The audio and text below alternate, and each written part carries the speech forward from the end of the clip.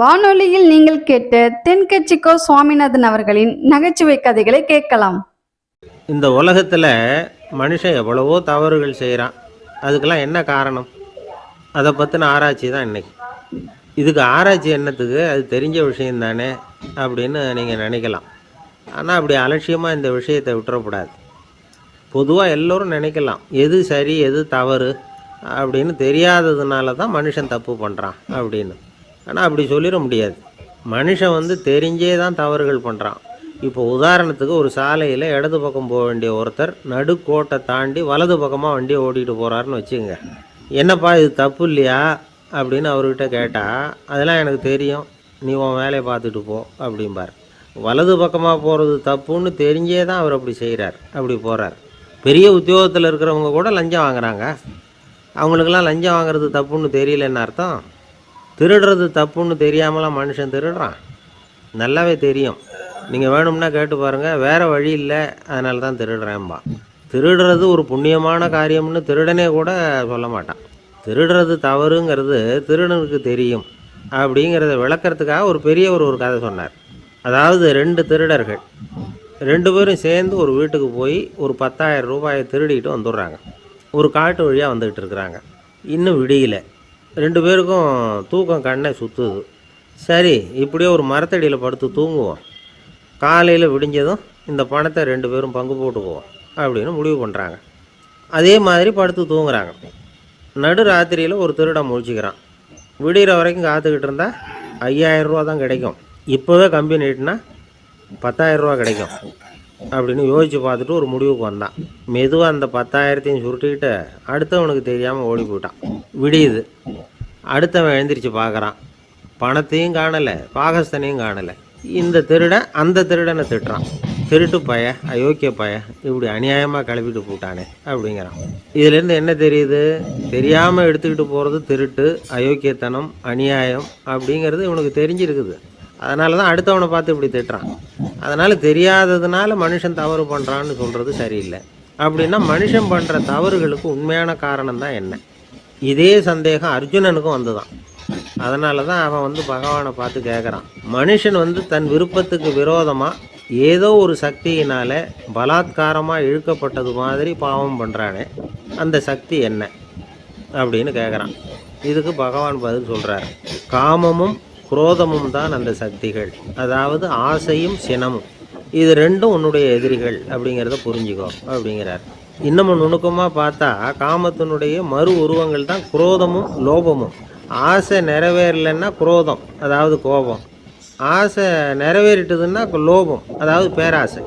பாவத்தை கண்ட்ரோல் பண்ணணும்னா அதுக்கு மெயின் சுவிட்சு எது அப்படிங்கிறது இப்போ தான் தெரியுது. அதுக்கு மனுஷன் தெரிஞ்சே தான் தவறு பண்ணுறான் அப்படின்னு பேசிக்கிட்டோமே. அதுக்கு ஒரு உதாரணம். ஒரு ஆள் ஹோட்டலில் சாப்பிட போனான். சாப்பிட்டு முடித்தான். எழுந்திரிச்சு முதலாளிகிட்ட பில்லை கொடுத்தான். காசை கொடுக்கல. முதலாளி பணம் கொடுன்னு கேட்டார். இவன் என்கிட்ட பணம் இல்லைன்னா. முதலாளி கொஞ்சம் கூட அலட்டிக்கல. உள்ளே இருந்து ஒரு ஆளை கூப்பிட்டார். இவனை கூப்பிட்டுட்டு போய் இட்லி மாவு ஆட்ட சொல்லுன்னார். இவனும் கவலைப்படாமல் உள்ளே போயிட்டான். அப்போது அழைச்சிட்டு போகிற ஆள் கேட்குறான், ஏன் சார், சாப்பிட்றதுக்கு முன்னாடி காசு இல்லைங்கிறது உங்களுக்கு தெரியாதா அப்படின்னு கேட்குறான். தெரியும், காசு இல்லைங்கிறதும் தெரியும், காசு இல்லாமல் சாப்பிட்டா மாவாட்டணுங்கிறதும் தெரியும் அப்படின்னா அந்த ஆள். அப்படின்னா நீங்கள் உங்கள் வீட்லேயே சாப்பிட்ருக்கலாமே அப்படின்னு கேட்குறான் அவன். அதுக்கு இவர் சொல்கிறாரு, அது எப்படி, அங்கே சாப்பிட்டாலும் நான் இதே வேலையை தானே செய்ய வேண்டியிருக்கும் அப்படின்னாராம்.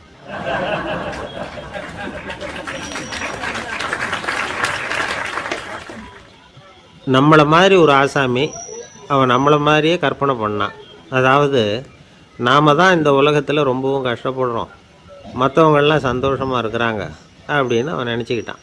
அவன் ஒரு நாள் கடவுளை வேண்டிக்கிட்டானான். சுவாமி, இந்த உலகத்தில் எவ்வளவோ பேர் இருக்கிறாங்க, ஒவ்வொருத்தருக்கும் ஒவ்வொரு விதமான கஷ்டம் இருக்கலாம், ஒத்துக்கிறேன். இருந்தாலும் எனக்கு அது கொஞ்சம் அதிகமாக இருக்கிறது மாதிரி தெரியுது. அதனால் நீங்கள் எனக்காக ஒரு சின்ன உதவி செஞ்சால் போதும்.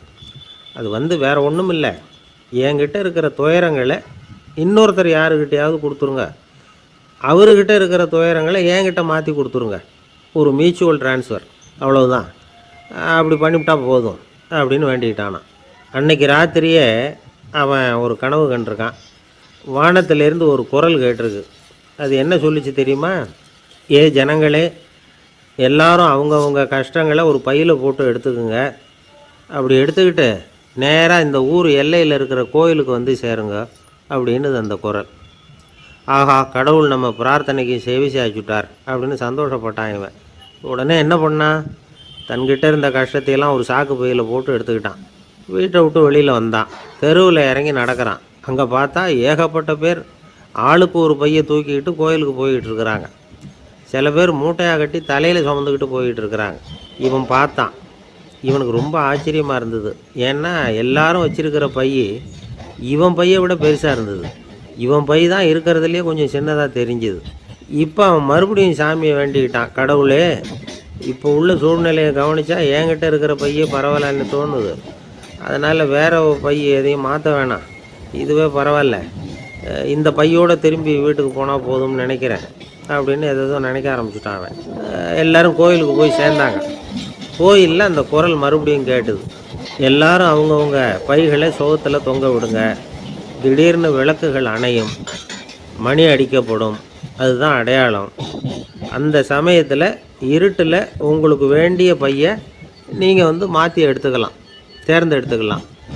வெளிச்சம் இருக்கிறப்பவே உங்களுக்கு பிடிச்ச பைக்கு பக்கமாக பார்த்து நீங்கள் நின்றுக்கலாம் அப்படின்னு சொல்லி விவரம் சொல்லிச்சான் அந்த குரல். அப்படி சொன்னதுக்கப்புறம் திடீர்னு விளக்கு அணைஞ்சிது, மணி அடிச்சுது. கொஞ்ச நேரம் கழித்து மறுபடியும் விளக்குகள்லாம் எரிஞ்சுது. இப்போ பார்த்தா எல்லாரும் அவங்கவுங்க பையையே கெட்டியாக பிடிச்சிக்கிட்டு நிற்கிறாங்க. இவனும் அப்படியே நிற்கிறான். இவன் மெதுவாக பக்கத்தில் நிற்கிறவங்ககிட்ட கேட்டானா, ஏன் நீங்கள் பையை கையிலேயே வச்சுருக்கிறீங்க, செவுத்தில் மாட்டலையா அப்படின்னு கேட்டிருக்கான். இல்லைப்பா, நீ ஏன் கையிலேயே வச்சுருக்கிறியோ அதே காரணத்துக்காக தான் நாங்களும் வச்சுருக்குறோம்.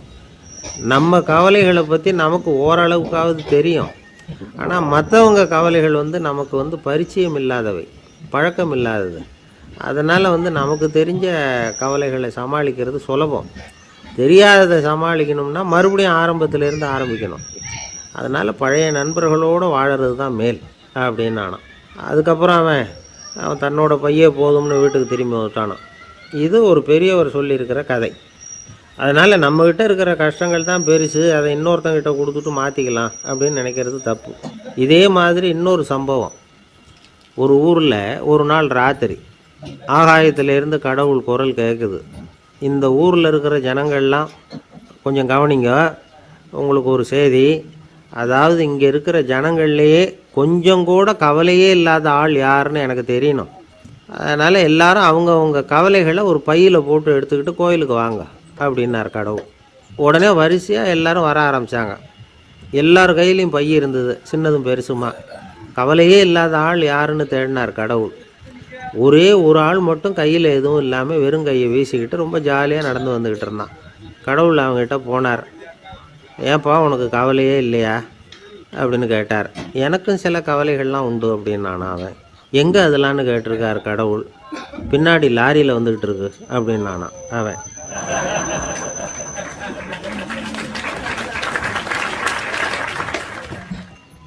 சங்கீத வித்வான்களில் பல வகை உண்டு. சில குறிப்பிட்ட ராகங்களை பாடுறதில் அவங்களுக்கு பெருமை வர்றது உண்டு. ஆனால் ஒருத்தர் இருந்தார், அவரால் ஒரு ராகத்துக்கே பெருமை வந்தது. அந்த ராகத்தை அவர் வாசித்து கேட்கணும் அப்படின்னு சொல்லுவாங்க. அது என்ன ராகம்னா தோடி ராகம். சரி, அந்த வித்வான் யாருன்னா அவர் தான் திருவாவடுதுறை ராஜரத்னம் பிள்ளை. பேராசிரியர் கல்கி ஒரு சமயம் தம்முடைய பத்திரிகையில் எழுதினாராம். அதை அப்படியே படிக்கிறேன் கேளுங்களேன். ஆஹா, ஸ்ரீ ராஜரத்னம் பிள்ளையின் தோடி ஆலாபனையை முதலில் கேட்டபோது அவருடைய கற்பனையை விட்டு தள்ளுங்கள். நம்முடைய மனதில் என்னென்ன இன்பமயமான கற்பனைகள் எல்லாம் உதித்தன. குழந்தை தாயிடம் கொஞ்சம் குரலை கேட்டோம், அன்னை குழந்தையிடம் கொஞ்சம் குரலை கேட்டோம், ரதியும் மன்மதனும் பேசிக்கொண்ட காதல் மொழிகளை கேட்டோம், முருகன் சிவபெருமான் செவிகுளிர மொழிந்த உபதேசத்தை கேட்டோம், கலைமகள் கவிஞனுக்கு அருளிய ஆசி மொழிகளை கேட்டோம், நாரத முனிவருடைய தம்பூரா சுருதியை கேட்டோம், ராவணன் தன் எலும்பை ஒடித்து வீணையாகச் செய்து வாசித்த கானத்தை கேட்டோம், கானப்பறவைகளின் கலகல ஒலியை கேட்டோம், கோலக்குயில்களின் குரல் இனிமையை கேட்டோம். இப்படிலாம் பேராசிரியர் கல்கி விமர்சனம் எழுதியிருக்கிறார் திருவாவடுதுறை ராஜரத்னம் பிள்ளை அவர்களுடைய வாசிப்பை கேட்டுட்டு.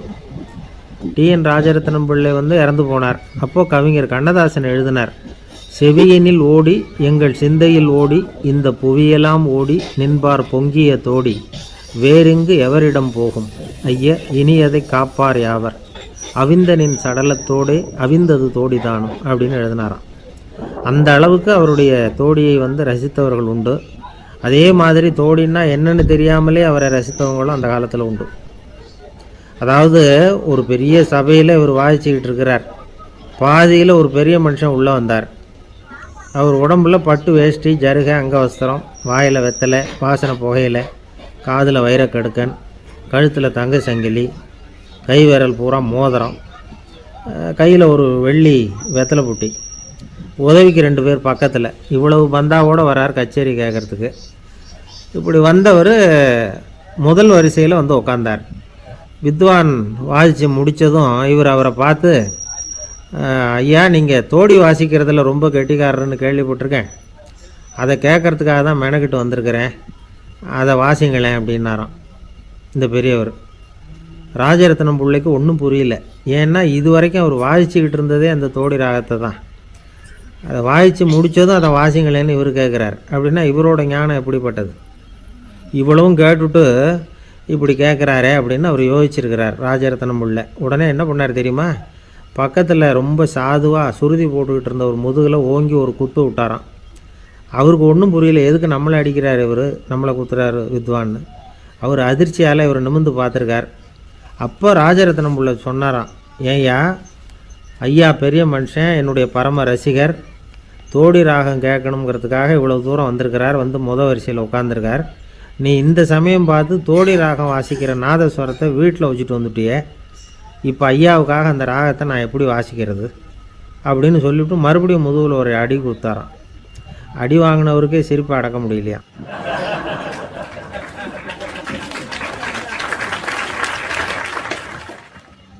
ஒரு மனுஷனை பார்த்து என்கிட்ட வாலாட்டாதே அப்படின்னு சொன்னால் அவன் நம்மக்கிட்ட ஏதோ வம்புக்கு வர்றான்னு அர்த்தம். ஒரு நாயை பார்த்து யாரும் என்கிட்ட வாலாட்டாதே அப்படின்னு சொல்கிறது இல்லை. ஏன்னா நாய் வாலாட்டுனா அது நம்மக்கிட்ட தன்னுடைய நன்றியை தெரிவிக்கிறதாக நினச்சிக்கிட்டு இருக்கிறோம். ஆனால் அது அப்படி இல்லை அப்படின்னு சொல்கிறாங்க அது சம்பந்தமான நிபுணர்கள். ஒரு நாய் தன்னுடைய வாலை இந்த பக்கமும் அந்த பக்கமுமா இப்படியும் அப்படியும் ஆட்டிக்கிட்டு இருந்தா அது வந்து பதட்டத்தில் கூட இருக்கலாம். நாய் நட்பாக இருந்தாலும் வாலாட்டும், ஆத்திரத்தில் இருந்தாலும் வாலாட்டும், கோபத்தில் இருந்தாலும் வாலாட்டும், குழப்பத்தில் இருந்தாலும் வாலாட்டும், மகிழ்ச்சியாக இருந்தால் கூட அது வாலாட்டும். அதை நாம் வந்து தப்பாக புரிஞ்சுக்கிட்டு அதுக்கிட்ட போய் மாட்டிக்கக்கூடாது. நாயை பற்றி எனக்கு நல்லா தெரியும் அப்படின்னு சொல்கிறவங்க கூட அதுக்கிட்ட கடி வாங்கிட்டு வந்து நிற்கிறது உண்டு. நிபுணர்கள் என்ன சொல்கிறாங்க தெரியுமா? எப்போவுமே நாய்கள் திடீர்னு வந்து கடிச்சு விடுறதில்ல, கடிக்கிறதுக்கு முன்னாடி சில அறிகுறிகளை காட்டும். அதை சரியாக புரிஞ்சுக்கிட்டோம்னா தப்பிச்சுக்கலாம். ஒரு வீட்டுக்கு போகிறீங்க, அங்கே புதுசாக ஒரு நாயை பார்க்குறீங்க, உடனே அதுக்கிட்ட போய் குனிஞ்சு சிரிச்சுக்கிட்டே அது தலையில் தட்டுறீங்க. இது ரொம்ப தப்பான். ஒரு நாய் இன்னொரு நாயை நேருக்கு நேர் பார்த்து பல்ல காட்டுனா அது தன்னுடைய தன்முனைப்பை காட்டுதுன்னு அர்த்தமா.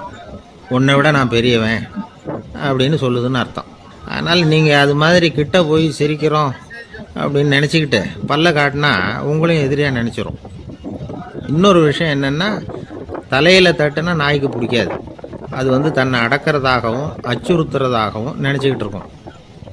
சரி, அப்படின்னா புதுசாக ஒரு இடத்துல அல்லது வீட்டில் நாய்க்குட்டியை பார்த்தா என்ன பண்ணுறது? நீங்கள் சும்மா இருங்க, அதுவாக கிட்ட வரட்டும், அதுக்கப்புறம் அதுக்கிட்ட கனிவாக பேசுங்க. கன்னம், மார்பு, தோல் இங்கெல்லாம் தட்டலாம், தப்பு இல்லையா? தலையில் தான் தட்டப்படாதான். ஒரு நாய் வந்து உங்களை நோக்கி ஓடி வருது, நீங்களும் ஓடுனா அது துரத்த ஆரம்பிச்சிடும். அசையாமல் சில மாதிரி நின்றுடுங்க, அது கிட்ட வராது, அதுக்கு ஆர்வம் இல்லாமல் போயிடும். ஒரு தெருவில் சின்ன பிள்ளைங்க நிறைய பேர் விளையாடிக்கிட்டு இருக்கிறாங்க. அப்போ சில நாய்கள் அங்கே ஓடி வருது, எல்லாரும் ஓடினாங்க. அப்படி ஓடுறப்போ ஒரு பையன் கால் தடிக்க கீழே விழுந்துட்டான். என்னாச்சு தெரியுமா? துரத்திக்கிட்டு வந்த நாய்கள்லாம் கீழே விழுந்தவன ஒன்றும் செய்யலை, அவன்கிட்டே போகல. ஓடிக்கிட்டு இருந்தாங்கல்ல பசங்க, அவங்கள துரத்திக்கிட்டு அவங்க பின்னாடி ஓடிச்சான். அதுதான் நாய்களுடைய சுபாவம். ஒரு நாய் நம்மளை நேருக்கு நேர் முறைச்சி பார்க்குதுன்னு வச்சுங்க, நாமளும் அதை முறைச்சி பார்க்கக்கூடாது. நாம் வேறு பக்கம் எங்கேயாவது பார்க்க ஆரம்பிச்சிடணும். ஒரு நாய் வந்து கோபமாக இருந்ததுன்னா அதோட வால் வந்து உறுதியாக நேராக நிற்கும். ஒரு நாய் பணிந்து போனால் அல்லது பயந்து போனால் அது தன்னோட வாலை காலுக்கு நடுவில் வச்சுக்கும். ஒரு நாய் நம்மளை பார்த்து பயந்து நிற்குதுன்னு வச்சுங்க, அதனால் நமக்கு ஆபத்து இல்லைன்னு நினச்சிடக்கூடாது. உங்களை பார்த்துட்டு ஒரு நாய் ஒடுங்குச்சுன்னா நீங்கள் விலகி போயிடணும் அப்படின்னு அது நினைக்குது. நிறைய பேர் பயந்து போன நாயால் கடிபடுறாங்க. இவன் நம்மளை விட பெரிய ஆள், மாட்டிக்கிட்டோம், வேறு வழி இல்லை அப்படிங்கிற நினப்பில் தான் நாய் வந்து கடிக்க ஆரம்பிக்குதான். இதே மாதிரி சங்கிலியால் கட்டி போடப்பட்டிருக்கிற நாயும் ஆபத்தானது தான். தொடர்ந்து கட்டி போட்டிருந்தா காலப்போக்கில் அது ஒரு மாதிரி ஆகிடும். நாய் வந்து குழந்தைகளை கடிக்காது அப்படின்னு சில பேர் சொல்லுவாங்க. அதுவும் ஒரு தவறான நம்பிக்கை. அதனால் சின்ன குழந்தைகளை தனியாக நாயோட விளையாட விடக்கூடாது. ஆகக்கூடி நாயை பற்றி நிறைய விஷயம் புரிஞ்சிக்க வேண்டியிருக்குது. ஒருத்தர் தன்னுடைய நண்பர் வீட்டுக்கு போயிருந்தார். அவசியம் எங்கள் வீட்டில் சாப்பிட்டுட்டு தான் போகணும் அப்படின்னு ரொம்ப அன்பாக சொல்லிவிட்டார். அதை மீற முடியல இவரால். சரின்னு உட்காந்துட்டார். சாப்பாடு போட்டாங்க, சாப்பிட ஆரம்பித்தார். அவங்க வீட்டில் கட்டி போட்டிருந்த நாய்க்குட்டி இவர் சாப்பிட்றத முறைச்சி பார்த்துது. ஏன் இப்படி என்ன இது முறைச்சி பார்க்குது உங்கள் வீட்டு நாய்க்குட்டி அப்படின்னு அவர் கேட்டார். அப்போ அவங்க சொன்னாங்களாம், அதுக்கிட்ட ஒரு கெட்ட பழக்கங்க, தன்னோட தட்டில் யார் சாப்பிட்டாலும் அது அப்படி தான் முறைச்சி பார்க்கும் அப்படின்னாராம் அவர்.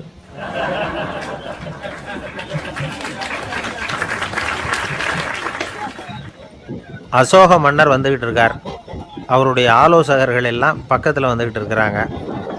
அந்த சமயத்தில் எதிரில் ஒரு புத்த பிக்ஷு வர்றார். அசோகர் பார்க்குறார்.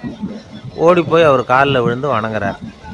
அசோக மன்னரின் தலை அந்த புத்த துறவியின் பாதத்தில் பட்டுக்கிட்டு இருக்கு. பக்கத்தில் நின்றுக்கிட்டு இருந்த அமைச்சருக்கு இது ரொம்ப சங்கடமாக போச்சு. ரொம்ப வருத்தப்பட்டார்.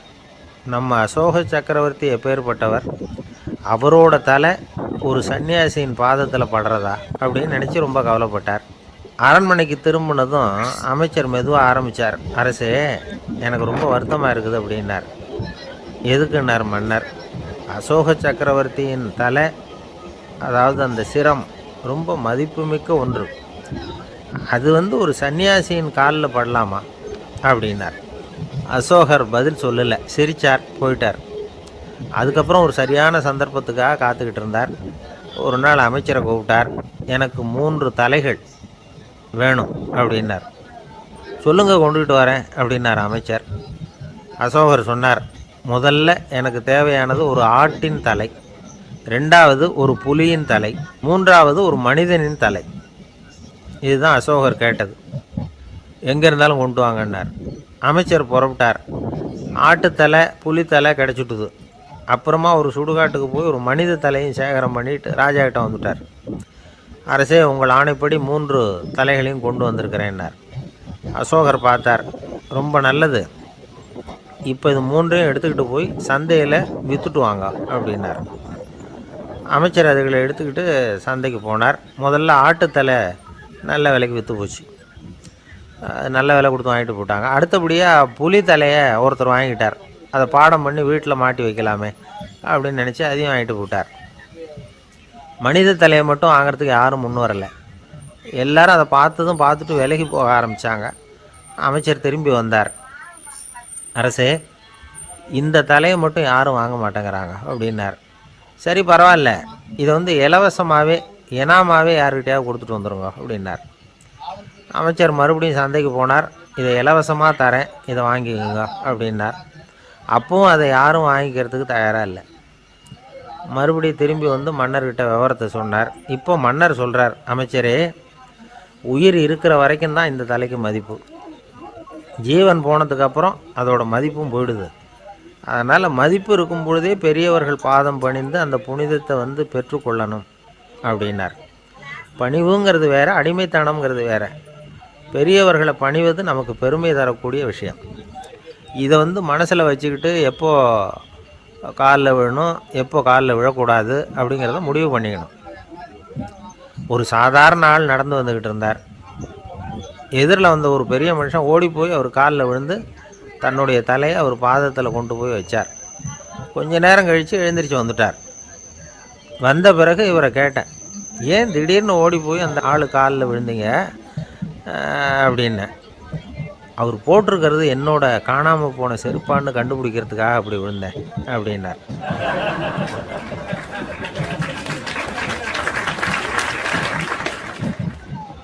இன்பம் துன்பம் இது ரெண்டும் சேர்ந்தது தான் வாழ்க்கை. இது எல்லாரும் சொல்லிகிட்டு இருக்கிற ஒரு உண்மை. அது சரி, இது ரெண்டும் வர்றதுக்கு என்ன காரணம்? துறவி ஒருத்தர் யோசித்து பார்த்துருக்கார்.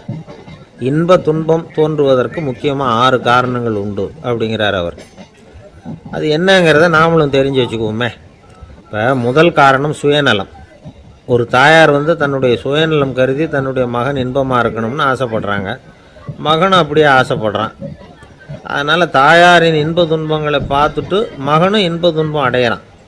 அந்த அம்மாவுக்கும் அதே நிலைமை தான். ரெண்டாவது காரணம் உறவு.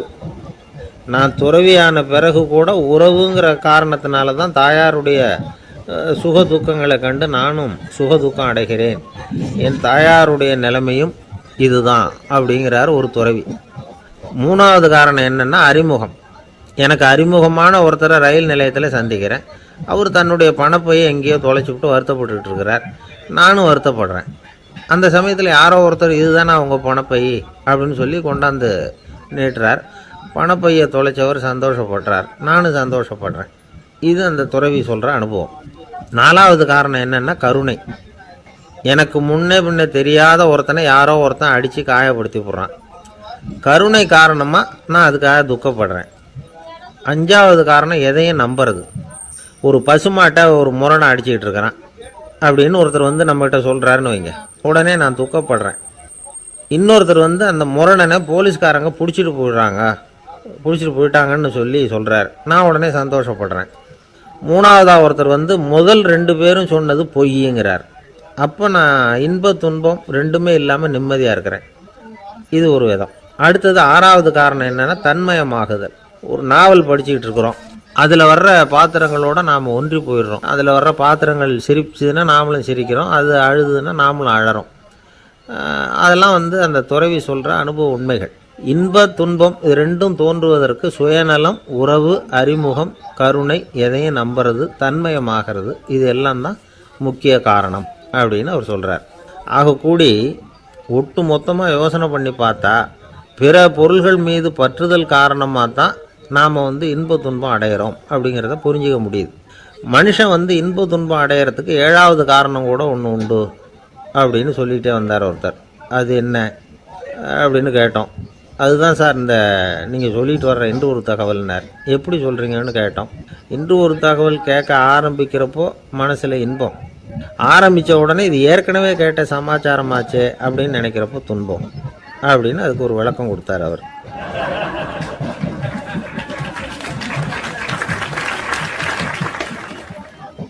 கடற்கரை ஓரமாக ஒரு பெரியவர் கையால் மணலை கீறிக்கிட்டே உட்காந்துருக்கிறார். என்னத்தையும் தேடிட்டு இருக்கிறது மாதிரி தெரிஞ்சுது. மெதுவாக கிட்டத்தில் போய் என்னத்தை தேடிட்டு இருக்கிறீங்க அப்படின்னு கேட்டோம். அவர் சாவகாசமாக நிமிர்ந்து பார்த்து நிம்மதியை தேடிட்டு இருக்கிறேன்னார். நாங்கள் ஒரு மாதிரி ஆகிட்டோம். இருந்தாலும் சமாளிச்சுக்கிட்டு, சார் மணலில் கிழிஞ்சல் தான் கிடைக்கும், நிம்மதி கிடைக்காது அப்படின்னோம். சரி, இன்றைக்கி வசமாக நம்மகிட்ட ஒரு ஆள் மாட்டிக்கிட்டார் அப்படின்னு நினச்சி அவர் பக்கமாக போய் உட்காந்துக்கிட்டு கதை சொல்ல ஆரம்பிச்சிட்டோம். ஒரு பெரிய மன்னர் இருந்தார். அவருக்கு எல்லா வசதியும் இருந்தது. இருந்தாலும் ஒரே ஒரு குறை.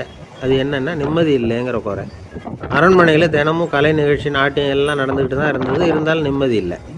சரி, நிம்மதி எங்கே கிடைக்கும் அப்படின்னு தேட ஆரம்பித்தார். உடனே அதுக்கான முயற்சிகளில் தீவிரமாக இறங்கினார். நாட்டில் உள்ள தத்துவ மேதைகளெல்லாம் கூப்பிட்டுட்டு வர சொன்னார். எல்லாரும் சேர்ந்தாங்க. அவங்கள பார்த்து நிம்மதி எங்கே இருக்குது அப்படின்னு விசாரித்தார். அவங்களுக்கு அது தெரிஞ்சால் ஏன் இப்படி ராஜா முன்னாடி நின்றுட்டு இருக்க போகிறாங்க? ராஜாவோட கேள்விக்கு ஒவ்வொருத்தரும் ஒவ்வொரு மாதிரி விளக்கம் கொடுக்க ஆரம்பிச்சிட்டாங்க.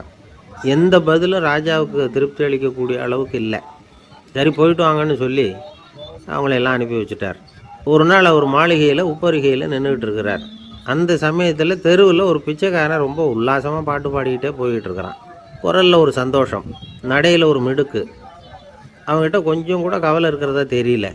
உடனே ராஜா இதை பார்த்தார். ஏவலாளிகளை கைதட்டி கூப்பிட்டார். உடனே ஓடி போய் அந்த பிச்சைக்காரனை இங்கே அழைச்சிட்டு வாங்கன்னு உத்தரவு போட்டார். இவங்க உடனே ஓடி போய் அவனை கூப்பிட்டாங்க. அரண்மனைக்கு வாழ்ந்தாங்க. அவன் வரல. அரண்மனைக்குள்ளே அடி எடுத்து வைக்க மாட்டேன்னு சொல்லிவிட்டான். ராஜா கிட்ட விஷயத்தை சொன்னாங்க. அவருக்கு ரொம்ப ஆச்சரியம், இப்படி ஒரு ஆள் இருக்கிறானா அப்படின்னு. சரி, அவன் என்ன தான் சொல்கிறான் அப்படின்னு விசாரித்தார். இவங்க மறுபடியும் தெருவுக்கு போய் கேட்டாங்க. என்னை பார்க்கணும்னா ராஜா விருப்பப்பட்டார்னா அவரை வேணும்னா இங்கே வர சொல்லுங்க அப்படின்னு சொல்லிவிட்டான். அதை வந்து ராஜா கிட்ட சொன்னாங்க. அவருக்கு கோபம் வரல. இவ்வளவு சுதந்திர உணர்வோடு இருக்கிறவன் சாதாரண ஆளாக இருக்க முடியாது அப்படின்னு நினச்சார். உடனே கிடுகிடுன்னு இறங்கி தெருவுக்கு வந்தார். பிச்சைக்காரங்கிட்ட போனார். நீ கவலைப்படாமல் சந்தோஷமாக பாடிக்கிட்டு போறியே, அது எப்படி முடியுது உன்னால் அப்படின்னு கேட்டார். ஏன் அப்படி கேட்குறீங்கன்னு அவன், அதுக்கு இல்லை, எனக்கு அரண்மனையில் எவ்வளவோ சுகபோகங்கள்லாம் இருக்குது, இருந்தாலும் நிம்மதி இல்லை. இது ஏன்னு எனக்கு தெரியல. இந்த தேசத்தில் உள்ள அறிஞர்களை எல்லாம் கூப்பிட்டு கேட்டு பார்த்துட்டேன், அவங்களுக்கும் தெரியல. உன்னை கேட்டால் தெரியும்னு நினச்சேன், அதனால தான் சந்திக்கிறதுக்கு ஆசைப்பட்டேன். ஆனால் நீ வரமாட்டேன்னு விட்டியே அப்படின்னார். பிச்சைக்காரன் கடகடன்னு சிரிக்க ஆரம்பிச்சிட்டான். மகிழ்ச்சிக்கும் உங்களுக்கும் தடையாக இருக்கிறது இந்த மாளிகை தான். இதை விட்டுட்டு வெளியில் வந்துவிட்டால் நிம்மதி தேடிட்டு வந்துடும்னா. நான் அரசன், எனக்குன்னு கடமைகள் இருக்குது, அதையெல்லாம் விட்டுட்டு எப்படி வர முடியும்னார் ராஜா. ரெண்டும் ஒரே நேரத்தில் கிடைக்கணுங்கிறது முடியாத காரியம். உங்கள் சுகபோகத்துக்கு விலையாக தான் உங்கள் நிம்மதியை கொடுத்துக்கிட்டு இருக்கிறீங்க. என்ன பாருங்க, என்கிட்ட எதுவும் இல்லை, அதனால் எதுவும் போயிடுமோங்கிற பயமும் இல்லை, நிம்மதியாக இருக்கிறேன் அப்படின்னா அவன். ராஜா உடனே சந்தோஷப்பட்டு தன்னுடைய மேலங்கியை எடுத்து அவனுக்கு பரிசாக கொடுத்தாரான். அவன் சிரிச்சுக்கிட்டே அதை வாங்க மாட்டேன்னு விட்டான். இதை நீங்கள் எனக்கு கொடுக்கறதுனால எந்த பயனும் இல்லை, அதே நேரத்தில் அதை வாங்கிக்கிட்டேன்னா அடுத்த வினாடியிலேருந்து அதை எப்படி காப்பாற்றுறதுங்கிற கவலை எனக்கு வந்து சேர்ந்துடும், அப்புறம் தூக்கம் வராது, நிம்மதி போயிடும் அப்படின்னு நானான். சொல்லிவிட்டு அவன் பாட்டுக்கு சந்தோஷமாக பாடிக்கிட்டே போயிட்டான். நிம்மதி எங்கே இருக்குங்கிறதையும் ராஜா தெரிஞ்சுக்கிட்டார். அந்த இடத்துக்கு தன்னால் போக முடியாதுங்கிறதையும் அவர் புரிஞ்சுக்கிட்டார். இப்படி இந்த கதையை அந்த கடற்கரையில் மணலை கீறிக்கிட்டே உட்காந்துருந்தார அந்த பெரியவர்கிட்ட சொல்லி முடித்தோம். அவர் முகத்தில் ஒரு தெளிவு தெரிஞ்சுது. எங்களை நிமிர்ந்து பார்த்தார். ரொம்ப நன்றிங்க, இப்போ எனக்கு தெரிஞ்சு போச்சு, நிம்மதி வேணும்னா அதுக்கு என்ன பண்ணணும்னு இப்போ நல்லா புரிஞ்சுக்கிட்டேன் அப்படின்னார். என்ன புரிஞ்சுக்கிட்டீங்கன்னு கேட்டோம். இனிமேல் இந்த பக்கம் வந்தால் உங்கள் கண்ணில் படாத இடமா பார்த்து உட்காரணும்னு புரிஞ்சுக்கிட்டேன் அப்படின்னார்.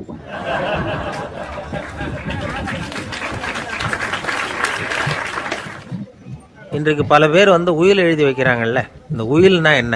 அதாவது ஒரு நபர் தனக்கு பின்னாடி தன்னுடைய சொத்துக்கள் யாருக்கு போய் சேரணும்னு நினைக்கிறாரோ அந்த நினைப்பை சட்டப்படி உறுதிப்படுத்துறது தான் உயில். சரி, உயிலை வந்து யார் எழுதலாம்? 18 வயசு பூர்த்தியான யாரும் உயில் மூலமாக சொத்துக்களை விநியோகிக்கலாம். கண் பார்வை இல்லாதவங்க, காது கேளாதவங்க, வாய் பேச முடியாதவங்க, இவங்கெல்லாம் கூட உயில் எழுதி வைக்கலாம். புத்தி சுவாதீனம் இல்லாதவங்க கூட சில சமயம் புத்தி தெளிவாக இருந்தால் உயில் எழுதலாமா. குடிபோதையில் இருக்கிறவங்க, தாங்கள் என்ன செய்கிறோங்கிறது தெளிவாக அறிய முடியாதவங்க, நோய் நொடியில் இருக்கிறவங்க, இவங்கெல்லாம் உயில் எழுத முடியாது. ஒருத்தரை நிர்பந்தப்படுத்தி ஏமாற்றி அல்லது சுய நினைவில்லாத ஒருத்தர்கிட்ட எழுதி வாங்கி வைக்கிற உயில் வந்து செல்லாது. உயிலை வந்து இந்த முறையில் தான், இந்த படிவத்தில் தான் எழுதணும்னு சட்டத்தில் விதி எதுவும் கிடையாது. இதுக்கு முத்திரை கட்டணமும் கிடையாது. உயிலை வந்து வெற்று காகிதத்தில் எழுதலாம். அச்சு அடிக்கணும், டைப் அடிக்கணுங்கிற அவசியம் கூட இல்லை. கையாலேயே கூட எழுதலாம். எழுதி இருக்கிறது புரியணும், அவ்வளவுதான். குறைந்தபட்சம் 2 சாட்சிகளை வச்சுக்கிட்டு உயில் எழுதுகிறவர் அதில் கையெழுத்து போடணும். கையெழுத்து போட தெரியாதுன்னா இடது கை பெருவிரல் ரேகை வைக்கலாம். உயில் சாசனத்துக்கு சாட்சிகள் கையெழுத்து இல்லைன்னாலும் அது செல்லாது. அப்புறம் ப்ரிவிலேஜ்டு வில் அப்படின்னு இருக்குது, அதுக்கு மட்டும் சாட்சிகள் தேவையில்லை. அது என்னென்னா, இந்த விமானப்படை, கப்பல் படை அல்லது யுத்தத்தில் பணிபுரியும் நபர்கள் அவங்கெல்லாம் இருக்கிறாங்க இல்லையா, அப்படிப்பட்டவங்க எழுதுகிற உயில் அது. அதுக்கு சில விசேஷ சலுகைகள் உண்டு. ஒருத்தர் முதல்ல ஒரு உயில் எழுதி வைக்கிறார், அதுக்கப்புறம் மனசு மாறி போகுது, அது வேணாம்னு நினைக்கிறார், ரத்து செஞ்சுடலாம். அதுக்கப்புறம் வேறு உயிலும் எழுதலாம். உயிரோடு இருக்கிற வரைக்கும் எத்தனை தடவை வேணும்னாலும் உயில் எழுதலாம். கடைசியாக எழுதப்பட்ட உயில் சட்டப்படி சரியாக இருந்தால் அதுதான் அமலுக்கு வரும். சரி, எழுதுகிற உயிலை ரகசியமாக வச்சுருக்கிறது எப்படி? இது ஒரு கேள்வி. இதுக்கு என்ன செய்யணும்னா, ஒருத்தர் உயிலை எழுதினதுக்கு அப்புறம் அவர் தானாவோ அல்லது அங்கீகரிக்கப்பட்ட முகவர் மூலமாகவோ, அதாவது ஒரு ஏஜெண்ட் மூலமாகவோ, ஒரு கவரில் போட்டு சீல் வச்சு கவர் மேலே தன்னுடைய பெயரை எழுதி அல்லது அந்த ஏஜெண்ட் பெயரை எழுதி கவர் மேலே என்ன அடக்கம் செய்யப்பட்டிருக்கு, உள்ளே என்ன இருக்குது அப்படிங்கிற விவரம்லாம் எழுதி சார் பதிவாளர்கிட்ட ஒப்படைக்கலாம். இதுக்கு கட்டணம் உண்டு.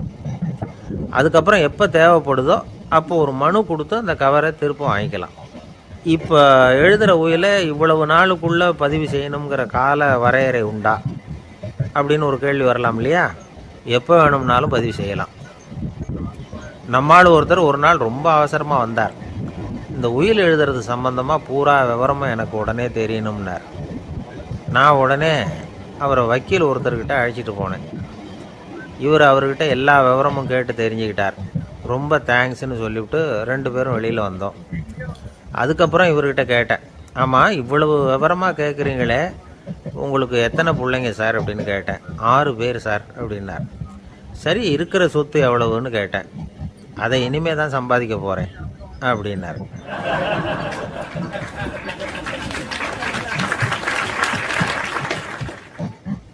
வயிறு பசிக்குதேங்கிறது சிலரோட கவலை, வயிறு பசிக்க மாட்டேங்குதே அப்படிங்கிறது சில பேரோட கவலை. 2 விதமான கவலைக்கும் வயிறு தான் காரணமாக இருக்குது. வயிறு பசிச்சதுன்னா அது இயற்கை, வயிறு பசிக்கலைன்னா அது வியாதி. ஆனால் பசியையும் நாம் பசிப்பிணி அப்படின்னு தான் சொல்லுவோம். என்ன காரணம்? வியாதியை போக்க வேண்டியது எவ்வளவு முக்கியமோ அதை விட முக்கியம் பசியை போக்க வேண்டியது. ஒரு சமுதாயத்தில் பசிப்பிணியே இருக்கக்கூடாது, அதுதான் நல்ல சமுதாயம். பசியை போக்கணும்னா சாப்பாடு போடணும், பசியின்மையை போக்கணும்னா வைத்தியம்தான் பண்ணணும். இது சம்பந்தமாக எவ்வளவோ ஆராய்ச்சிகள் நடக்குது, நிறைய மருந்து கண்டுபிடிச்சிருக்கிறாங்க. நம்ம உடம்புல பசியை தூண்டக்கூடிய பகுதி எது, இதை முதல்ல தெரிஞ்சுக்கணும் இல்லையா? நாம் சாப்பிட்ற ஆகாரம் செரிக்கிறதுக்கு எது காரணம் தெரியுமா? நம்ம மூளையோட பின்பகுதி தான் அதுக்கு காரணமாக இருக்குதாம். மூளையின் பின்பகுதியில் நரம்பு செல்களால் ஆன 2 வகையான ஆரக்சின்கள் தான் பசியை உண்டாக்குது அப்படின்னு கண்டுபிடிச்சிருக்கிறாங்க. 2 ஆய்வாளர்கள் இதை கண்டுபிடிச்சிருக்காங்க. அவங்க 2 பேரும் டெக்சாஸ் பல்கலைக்கழகத்தில் ஹார்வர்டு ஹக்ஸ் மருத்துவ கல்வி நிலையத்தில் பணிபுரிகிறவங்களாம்.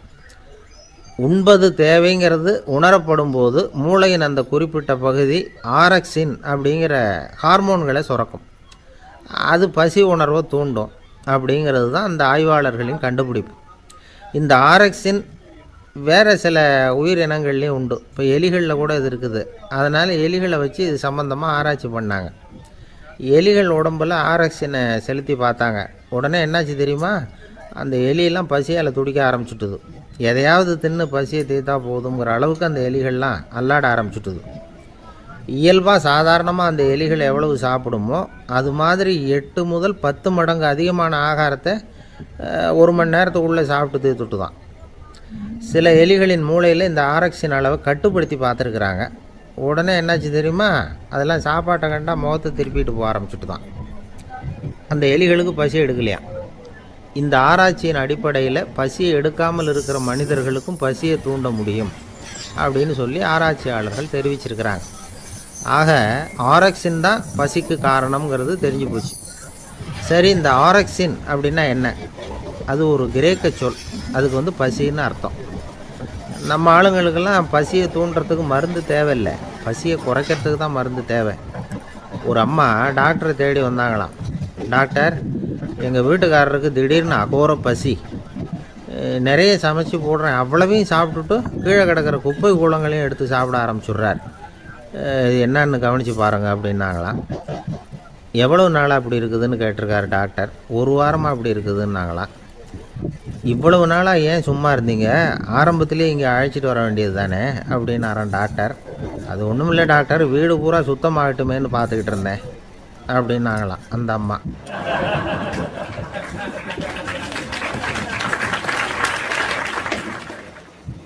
உங்கள் மேலே எனக்கு அளவு கடந்த அன்பு அப்படின்னு யாராவது சொன்னால் அதை அலட்சியமாக நினச்சிடக்கூடாது. அது கொஞ்சம் சீரியஸான விஷயம். அளவுக்கு மிஞ்சினா எதுவுமே இடைஞ்சல் தானே. அன்பும் அப்படி தான். அன்பு அதிகமாக இருந்தால் அது எப்படி கெடுதல் பண்ணும் அப்படிங்கிற சந்தேகம் உங்களுக்கு வரலாம். தசரதன் கதை என்னாச்சு? கைகேயி மேலே வச்ச அளவு கடந்த அன்பு ராமன் காட்டுக்கு போகிறாப்புல ஆகிட்டுதில்ல. தசரதன் எப்பேற்பட்ட அரசன். விஸ்வாமித்திரர் சொல்கிறார், என்ன மாதிரி முனிவர்களுக்கும் தேவர்களுக்கும் ஏதாவது கஷ்டம் வந்தால் முதல்ல முருகன்கிட்ட போவோம், அப்புறம் பரமசிவனை போய் பார்ப்போம், அதுக்கப்புறம் திருமால்கிட்ட போவோம், அப்புறம் பிரம்மன் இந்திரன் இவங்களெல்லாம் போய் பார்ப்போம், இவங்களாலையெல்லாம் முடியலன்னா கடைசியில் அயோத்திக்கு வருவோங்கிறார். உன்னை விட்டால் வேறு கதி உண்டோ அப்படின்னு தசரதனை பார்த்து விஸ்வாமித்திரரே சொல்கிறார். அப்பேற்பட்ட அரசன் தசரதன் கைகேயி காலில் விழறான். உன் பாதங்களை தொட்டு கெஞ்சி கேட்டுக்கிறேன், ராமனை காட்டுக்கு அனுப்பாதேங்கிறான். தசரதனுடைய இந்த நிலைமைக்கு என்ன காரணம்? அவன் கைகை மேலே வச்ச அளவு கடந்த அன்பு தான் காரணம். இப்போ சொல்லுங்கள், அன்பாக இருந்தாலும் அது அளவுக்கு மீறி போனால் கெடுதல் பண்ணுமா பண்ணாதா? அது மட்டும் இல்லை, அளவு கடந்த அன்பு நீதிக்கும் நியாயத்துக்கும் புறம்பான காரியங்களையும் செய்ய வச்சுரும். தசரதன் மிகச்சிறந்த நீதிமான், தர்மத்துக்கு விரோதமாக ஒரு காரியமும் செய்யாதவன். அப்பேற்பட்டவன் தன்னுடைய மனைவியை பார்த்து என்ன சொல்கிறான் தெரியுமா? உனக்காக நான் என்ன செய்யணும்னு சொல்லி செய்கிறேன். ஒரு குற்றமும் செய்யாத ஒருத்தனை கொல்லணுமா கொல்கிறேன். மரண தண்டனை விதிக்கப்பட்ட ஒருத்தனை விடுதலை செய்ய சொல்கிறியா செய்கிறேன். எந்த பிச்சைக்காரனையாவது கோடீஸ்வரனாக சொல்கிறியா ஆக்குறேன். அல்லது கோடீஸ்வரனை பிச்சைக்காரன் ஆக்கணுமா ஆக்குறேன் அப்படிங்கிறான். நீதிக்கு விரோதமான இந்த பாவங்களை செய்கிறதுக்கு அப்பேற்பட்ட அரசன் எப்படி துணிஞ்சான்? மனைவி பேரில் வச்ச அளவு கடந்த அன்பு தான் காரணம். திரிசூலம், வஜ்ராயுதம், வாள் இதுகளால் தாக்கப்பட்டால் கூட அதையெல்லாம் கொஞ்சம் கூட லட்சியம் பண்ணாத ஒருத்தன் காமதேவனுடைய மலர் அம்புகள் தாக்குனா அதை அவனால் தாக்கு பிடிக்க முடியல, விழுந்துடுறான். காமதேவனுக்கு உள்ள மகிமையே அதுதாங்கிறார் துளசிதாசர். அதனால தான் பெரியவங்கள்லாம் என்ன சொல்கிறாங்கன்னா, எதையும் அளவுக்கு மீறி செய்யாதேங்கிறாங்க.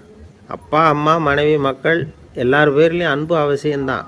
ஆனால் அந்த அன்பு அறிவுக்கு புறம்பாக இருக்கக்கூடாது, அளவுக்கு மீறி இருக்கக்கூடாது. அப்போ தான் வாழ்க்கை சுகமாக இருக்கும். இல்லைன்னா அவஸ்தை தான். அளவுக்கு மீறின அன்புங்கிறது புரியுது, அது சரி. அறிவுக்கு புறம்பான அன்புங்கிறது எப்படி? ஒரு தாய்க்கு ஜலதோஷம் அல்லது ஏதோ ஒரு தொற்று நோயின்னு வச்சுங்களேன். அந்த அம்மாவுக்கு தன்னுடைய குழந்தை பேரில் அளவு கடந்த அன்பு. தனக்கு நோய் இருக்குது, அது அடுத்தவங்களுக்கு தொற்றக்கூடியது அப்படின்னு தெரிஞ்சிருந்தோம் அன்பை காட்டுறதுக்காக அந்த குழந்தைக்கு முத்தம் கொடுக்குறேன்னு தூக்கி வச்சுக்கிட்டு கொஞ்சம் ஆரம்பிச்சதுன்னு வச்சுக்கோங்க, அது நல்லா இருக்குமா? இதுதான் அறிவுக்கு புறம்பான அன்புங்கிறது. அது மாதிரி விலங்குகள்கிட்ட அன்பாயிருன்னு சொல்கிறோம். அதுக்காக புலிக்கு முத்தம் கொடுக்க முடியுமா? அப்படி கொடுத்தா அது அறிவுக்கு புறம்பான அன்பு. அதனால் அன்பு கூட அறிவுபூர்வமாக இருக்கணும் அப்படிங்கிறத இன்றைக்கி தகவல் மூலமாக நாம் புரிஞ்சுக்கணும். இந்த காலத்து காதலன் தன்னுடைய காதலிகிட்ட சொன்னானாம், இதை பாரு, உன் பேரில் எனக்கு அளவு கடந்த அன்பு, உனக்காக என்ன செய்யணும் சொல்லி செய்கிறேன். நெருப்பில் நடக்கணுமா நடக்கிறேன், நீரில் குதிக்கணுமா குதிக்கிறேன், உயிரையே கொடுக்கணுமா கொடுக்குறேன் அப்படின்னா. சரி, வர்றேன் ஞாயிற்றுக்கிழமை சாயந்தரம் 6 மணிக்கு இதே இடத்துக்கு வாங்க அப்படின்னு அந்த பொண்ணு.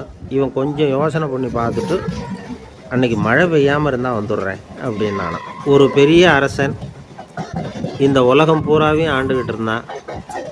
ரொம்ப காலம் அப்படி அரசாட்சி பண்ணிக்கிட்டு இருந்தான். திடீர்னு அவனுக்கும் சில எதிரிகள் முளைச்சாங்க. அவங்கெல்லாம் ஒன்று சேர்ந்து இவனை தோற்கடிச்சுட்டாங்க. தோற்று போனதும் இவனுக்கு பயம் வந்துட்டுது, எங்கே எதிரிகள் நம்ம கொண்டுடுவாங்களோ அப்படின்னு. வெளியில் வந்தால் தனக்கு ஆபத்துன்னு பயந்துக்கிட்டு யாருக்கும் தெரியாமல் ஒரு குகைக்குள்ளே போய் பதுங்கி கிடக்கிறான். நிலைமையை பாருங்கள். முதல் நாள் அரண்மனையில் அதிகாரம் பண்ணிக்கிட்டு இருந்தவன் மறுநாள் குகையில் பயந்து போய் பதுங்கி கிடக்கிறான். ராத்திரி நேரம் வந்தது, பசி வயத்தை கிள்ளுது, பிச்சை எடுத்து சாப்பிட வேண்டிய நிலைமை. பிச்சை எடுக்கிறதுக்கு பாத்திரம் வேணுமே, என்ன பண்ணுறது அப்படின்னு அங்கேயும் இங்கேயும் பார்க்குறான். ஒரு மூலையில் யாரோ விட்டுட்டு போனால் ஒரு ஓடு கிடக்குது, அதை எடுத்துக்கிட்டு புறப்பட்டான். இருட்டில் வழி புரியல, ஏதோ ஒரு யூகத்தில் காலை மெதுவாக எடுத்து வச்சு நடந்து போய்கிட்டுருக்கிறான். வழியில் ஒரு கருப்பு நாய் படுத்து கிடந்தது. இருட்டில் அவன் இது கண்ணுக்கு சரியாக தெரியல, அவனுக்கு தவறி போய் காலை வச்சுட்டான் அது மேலே. நாய் சும்மா இருக்குமா, வள்ளுன்னு விழுந்து கடிச்சு விட்டுது. காலை பார்க்குறான், காலத்தையும் நினச்சி பார்க்குறான். அரண்மனையில் வீரக்கழல் அணிந்த காலை உடைய மன்னா அப்படின்னு புகழ்வாங்களே புலவர்கள்லாம். ஆனால் அது இன்றைக்கி நாய் கடித்த காலம் ஆகிட்டுதே அப்படின்னு நினைக்கிறான். அது மட்டும் இல்லை, முன்னாடியெல்லாம் பொற்கிண்ணங்களில் தான் அவன் சாப்பிடுவான். ஆனால் இப்போது உடஞ்சி போன ஓட்டு, அது ஓட்டை கையில் வச்சுக்கிட்டு நிற்கிறான். அதில் ஏதாவது யாராவது சாப்பாடு போடுவாங்களான்னு. முன்னாடியெல்லாம் நிறைய பேர் அரண்மனைக்கு வருவாங்க, அரசருக்கு காணிக்கைன்னு சொல்லி இவன் காலடியில் கொண்டாந்து கொட்டுவாங்க. அப்போலாம் இவன் அந்த ஜனங்களுடைய முகத்தை திரும்பி கூட பார்க்குறதில்ல, ரொம்ப கர்வமாக உட்காந்துருப்பான். அதே ஆள் இன்றைக்கி எல்லார் கண்ணுலேயும் படுறது மாதிரி பிச்சை எடுத்துக்கிட்டு இருக்கிறான். அப்போலாம் காணிக்கைகளை தன்னுடைய கையால் வாங்கிறது தனக்கு கௌரவ குறைச்சல்னு நினச்சி தன்னுடைய வேலைக்காரங்களை விட்டு தான் அதை வாங்க சொல்லுவான். இப்போ பார்த்திங்கன்னா அவனே தன் கையாலேயே பிச்சை வாங்குறான். நினச்சி பாருங்கள், அந்த மனுஷன் நாள் அரசன், மறுநாள் பிச்சைக்காரன். எவ்வளோ வித்தியாசம்! செல்வம் தான் இப்படி ஒரு வித்தியாசம் ஏற்படுறதுக்கு காரணம்.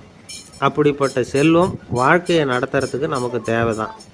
ஆனால் அதையே நாம் அடைய வேண்டிய பயனாக நினைக்கிறோம் பாருங்கள், அதுதான் வேடிக்கை. இதை நம்மாழ்வார் அழகாக ஒரு பாசுரத்தில் சொல்கிறார்.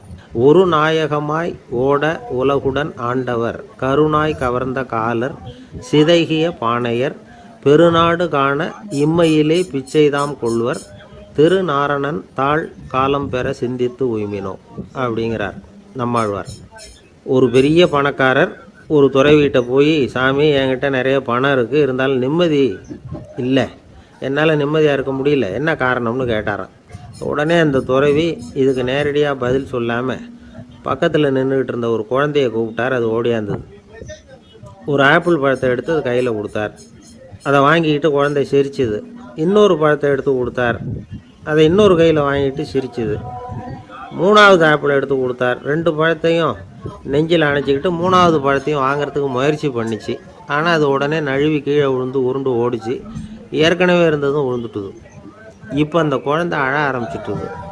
இப்போ அந்த துறவி பணக்காரர்கிட்ட சொன்னாராம், குழந்தைய கவனிச்சியா, 2 ஆப்பிள் போதும்னு அது நினச்சிருந்தா இப்போ அது அழ வேண்டிய அவசியம் வந்திருக்குமா அப்படின்னாராம்.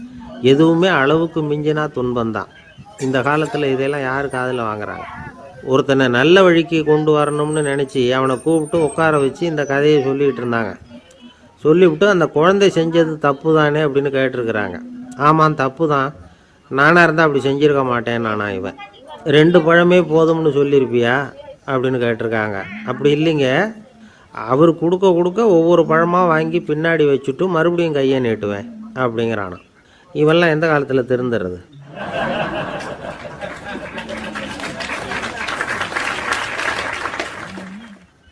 ஒரு பெரிய தத்துவ சிந்தனையாளர் இருந்தார், சுவாங்சு அப்படின்னு பேர்.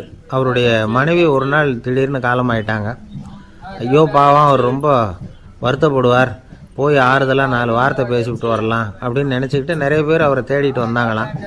வந்தவங்களுக்கு ஆச்சரியம், ஏன்னா இவர் வருத்தப்பட்டுக்கிட்டு இருப்பார் அப்படின்னு தானே எதிர்பார்த்தாங்க. அப்படி இல்லை, தாளம் போட்டுக்கிட்டு உட்காந்துருக்கிறார். தாளத்துக்கு தகுந்த மாதிரி பாட்டு வேறு பாடிக்கிட்டு இருக்கிறார். என்ன மனுஷன் அவர், கொஞ்சம் கூட கவலை இல்லாமல் இப்படி இருக்கிறாரு அப்படின்னு நினச்சாங்க. ஒருத்தர் துணிஞ்சு அவர்கிட்ட கேட்டுவிட்டார், என்னங்க இது இப்படி அப்படின்னு. அதுக்கு அவர் என்ன சொன்னார் தெரியுமா? இதை பாருங்கள், என்னுடைய மனைவி பிறக்கிறதுக்கு முன்னாடி அவளுக்கு உயிரும் கிடையாது, உடலும் கிடையாது. அதுக்கு பிறகு தான் உயிர் வந்தது, உடல் வந்தது, அந்த உருவம் வந்தது. இப்போ என்ன ஆச்சு? அந்த உருவமும் உயிரும் போயிட்டுது, அவ்வளவுதானே. வந்தது போயிட்டுது. இளவேனில் காலம், இலையுதிர் காலம், பனிக்காலம், இப்படி பருவங்கள் மாறி மாறி வருது இல்லையா? அது மாதிரி பிறப்பும் இறப்பும் மாறி மாறி வருது. இது இயற்கை. இதுக்காக அழுதா அது எப்படி அப்படின்னாராம். ஞான தெளிவு அடைஞ்சவங்களுக்கு எல்லாமே சுகம்தான். திருவள்ளுவரும் அதை தான் சொல்கிறார், உறங்குவது போலும் சாக்காடு, உறங்கி விழிப்பது போலும் பிறப்பு. தூங்கிறதுக்கெல்லாம் நாம் வருத்தப்பட்டுக்கிட்ட இருக்கிறோமா? இன்றைக்கி தூங்க வேண்டியிருக்குதே, இன்னும் கொஞ்சம் நேரத்தில் நான் தூங்க வேண்டியிருக்கு அப்படின்னு சொல்லி யாராவது அழுதுகிட்டு இருப்பாங்களா? அதனால் இந்த உலக வாழ்க்கையினுடைய இயல்பை யதார்த்தத்தை நாம் தெளிவாக புரிஞ்சுக்கணும். அப்படி புரிஞ்சுக்கிட்டால் நாம் கவலை இல்லாமல் வாழ முடியும். ஒரு வயசான தாத்தா பாட்டி 60 வருஷத்துக்கு முன்னாடி அவங்களுக்கு கல்யாணம் ஆச்சு. ஒன்றாவே வாழ்ந்தாங்க, ஒன்றாவே இறந்து போனாங்க.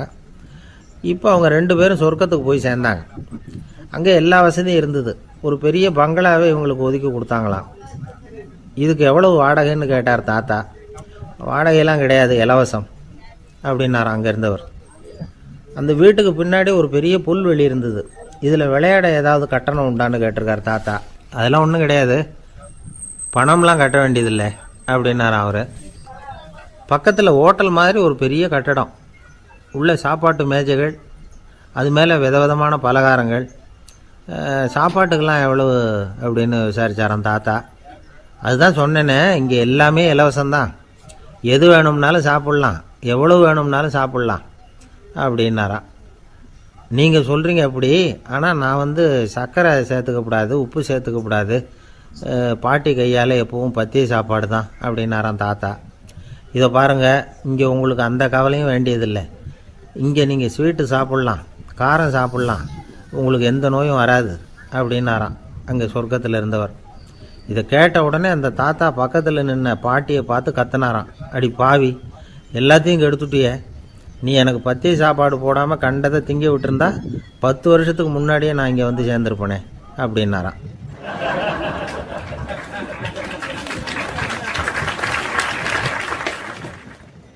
ஒரு சன்னியாசி, அவர் ஒரு நாள் ஒரு கனவு கண்டாராம். அந்த கனவில் அவர் சொர்க்கத்துக்கு போகிறார். அங்கே ஒரு பெரிய திருவிழா நடந்துக்கிட்டு இருக்குது. எங்கே பார்த்தாலும் அலங்கார வளைவுகள், வண்ணமயமான விளக்குகள், பாதைகள் பூரா மலர்கள், எல்லா கட்டடங்களும் ஒளிமயம். அவ்வளவு கோலாகலமாக பிரம்மாண்டமாக அந்த திருவிழா நடந்துக்கிட்டு இருக்குது. அது என்ன திருவிழாங்கிறது இந்த சன்னியாசிக்கு புரியல. அங்கே எதிரில் வந்துக்கிட்டு இருந்த ஒருத்தரை நிறுத்தி, என்ன விசேஷம் இங்கே அப்படின்னு விசாரிச்சாராம். உனக்கு தெரியாத விஷயம், இன்னைக்கு இறைவனுக்கு பிறந்த நாள், அதை தான் எல்லாரும் சேர்ந்து கொண்டாடுறோம். இதுக்காக பிரம்மாண்டமான ஊர்வலம் ஒன்று வரப்போகுது. இறைவனே அந்த ஊர்வலத்தில் கலந்துக்கிறார் அப்படின்னார் அவர். உடனே அந்த சன்னியாசி ஒரு மரத்து நிழலில் ஒதுங்கி நின்றுக்கிட்டார். ஊர்வலம் வந்துக்கிட்டு இருக்குது. முதல்ல ஒரு குதிரை வந்துக்கிட்டு இருக்கு. அது மேலே ஒருத்தர் உட்காந்துருக்கிறார். அவருக்கு பின்னாடி நிறைய பேர் கூட்டமாக வந்துக்கிட்டு இருக்கிறாங்க. இவ்வளவு கூட்டம் இவர் பின்னாடி வருதே, யார் இவர் அப்படின்னு கேட்டார். ஒரு மதத்தின் பெயரை சொல்லி, இவர் அந்த மதத்தின் தலைவர், அவரை பின்பற்றுகிற மக்கள் கூட்டம் பின்னாடி வந்துக்கிட்டு இருக்குது அப்படின்னு விவரம் சொல்லியிருக்கிறாங்க. இவங்களுக்கு அடுத்தபடியாக இன்னொரு குதிரையில் ஒருத்தர் வந்துக்கிட்டு இருக்கிறார். அவருக்கு பின்னாடி ஏகப்பட்ட கூட்டம். இவர் யாருங்க அப்படின்னு கேட்டிருக்கார் சன்னியாசி. அங்கே இருக்கிறவங்க விவரம் சொல்லியிருக்கிறாங்க. இன்னொரு மதத்தின் பெயரை சொல்லி, இவர் அந்த மதத்தினுடைய தலைவர், அவர் வழியை பின்பற்றுகிறவர்கள் அவர் பின்னாடி கூட்டமாக வந்துக்கிட்டு இருக்கிறாங்க அப்படின்ட்டு இருக்காங்க. இப்படி ஒவ்வொருத்தராக குதிரை மேலே வந்துக்கிட்டே இருக்கிறாங்க. அவங்கள பின்பற்றியும் ஒவ்வொரு கூட்டம் வந்துக்கிட்டே இருக்குது. அந்த பெரிய ஊர்வலம் அது பாட்டுக்கு போய்கிட்டு இருக்குது. கடைசியாக அது முடிஞ்சது ரொம்ப நேரம் கழித்து. அதுக்கப்புறம் கொஞ்சம் நேரம் கழித்து ஒரு வயசான ஆள் குதிரை மேலே வந்துக்கிட்டு இருக்கிறார். ஆனால் அவருக்கு பின்னாடி யாருமே இல்லை. அவர் பரிதாபமாக தனியாக வந்துக்கிட்டு இருக்கிறார். அவர் அந்த ஊர்வலத்தை சேர்ந்தவரா இல்லையாங்கிறதே தெரியல. இவர் யார், இவர் ஏன் இப்படி தனியாக வந்துக்கிட்டு இருக்கிறார் அப்படின்னு கேட்டிருக்கார் அந்த சன்னியாசி. என்னது இப்படி கேட்குறீங்க? இவர் தான் கடவுள். இவருக்காக தான் இன்றைக்கி இந்த ஊர்வலமே நடக்குது. இவருக்கு தான் இன்றைக்கி பிறந்த நாள். முன்னாடி போகிற ஊர்வலம் பூரா இவருடைய பிறந்த நாளை கொண்டாடுறதுக்காக தான் அப்படின்ட்டுருக்காங்க. இதை கேட்டதும் அந்த சன்னியாசிக்கு திடுக்குன்னு தூக்கி போட்டிருக்கு. இது வரைக்கும் கனவு கண்டுக்கிட்டு இருந்தவர் முடிச்சுக்கிட்டார். அதுக்கப்புறம் தான் யோசித்து பார்த்துருக்கார். உண்மைதான், மக்கள் எல்லாரும் பக்தி மார்க்கத்தில் போகிறதா நினச்சிக்கிட்டு பாதை மாறி போய்கிட்டு இருக்கிறாங்க. கடவுளை பின்பற்றுவதாக நினைக்கிறாங்க பக்தர்கள். ஆனால் கடவுளுக்கு பின்னாடி யாருமே இல்லை. இன்னமும் இயல்பாக இதை பற்றி யோசித்து பார்த்தா, உண்மைக்கு பின்னாடி தான் நான் போய்கிட்டு இருக்கேன் அப்படின்னு நிறைய பேர் சொல்கிறாங்க. ஆனால் அந்த உண்மை அனாதையாக போய்கிட்டு இருக்குது. அப்படி ஆகிட்டுது உலகம். இந்த காலத்துலேயும் ஒரு ஊர்வலம், ஒரு பெரிய மனுஷருக்கு பிறந்த நாள் விழா. அவர் குதிரை மேலே ஏறி முன்னாடி போயிட்டுருக்கிறார். அவருக்கு பின்னாடி ஒரு 100 பேர் தொண்டர்கள் அவங்க பாட்டுக்கு போகிறாங்க. எல்லாம் பணம் கொடுத்து ஏற்பாடு பண்ணவங்க. எல்லாம் பணம் வாங்கிட்டு பின்னாடி போயிட்டுருக்குறாங்க. கொஞ்சம் தூரம் நடந்ததும் கால் வலிக்க ஆரம்பிச்சுட்டுது. ஒவ்வொருத்தராக அப்படியே ஒதுங்க ஆரம்பிச்சிட்டாங்க. அதான் முன்னாடியே பணம் கிடச்சிட்டுதே, இனிமேல் ஒதுங்கினா என்னென்னு ஒதுங்கிட்டாங்க. ஒரு கட்டத்தில் குதிரையில் போகிறவர் தற்செயலாக திரும்பி பார்க்குறாரு. பின்னாடி யாருமே இல்லை. எல்லோரும் ஓடி போயிட்டாங்க. ஒரே ஒரு ஆள் மட்டும் ரொம்ப விசுவாசமாக பின்னாடி நடந்து வந்துக்கிட்டு இருந்தான். ஏன்ப்பா நீ மட்டும் வந்துக்கிட்டு இருக்கிறியே, நீ வீட்டுக்கு போகலையான்னு கேட்டிருக்காரு அவர். நீங்கள் அந்த குதிரையையும் அதுக்குள்ளே வாடகை பணத்தையும் கொடுத்துட்டிங்கன்னா நானும் போயிடுவேன் அப்படின்னு நானாம் இந்த ஆள்.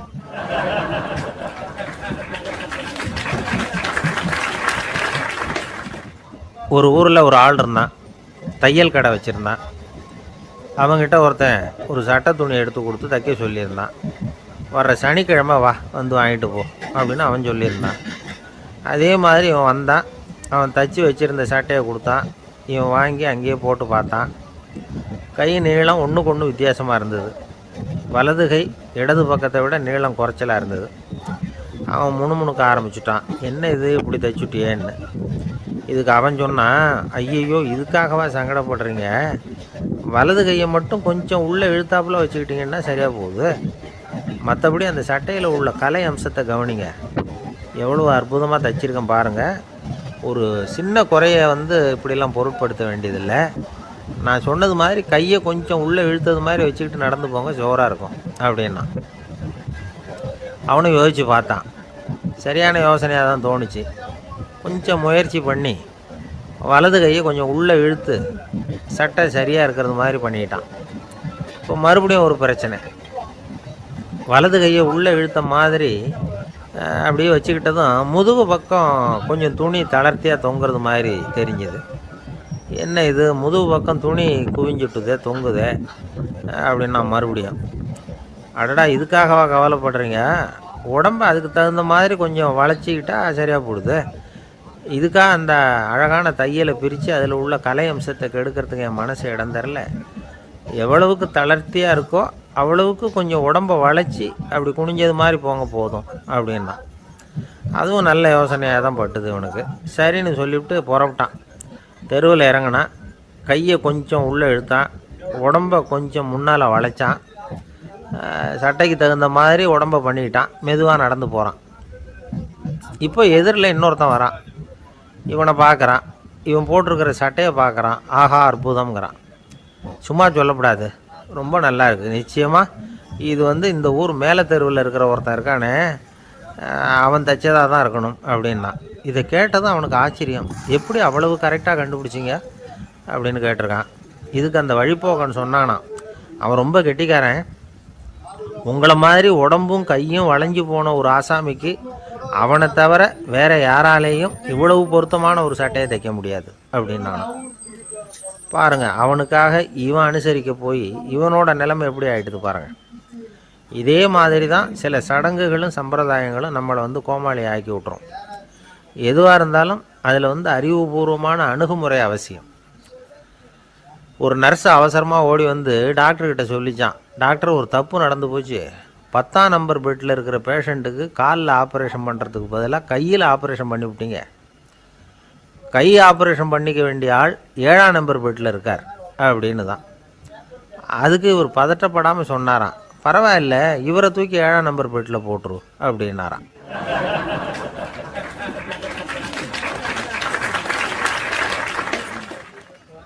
ஒரு மாணவனை பார்த்தேன்.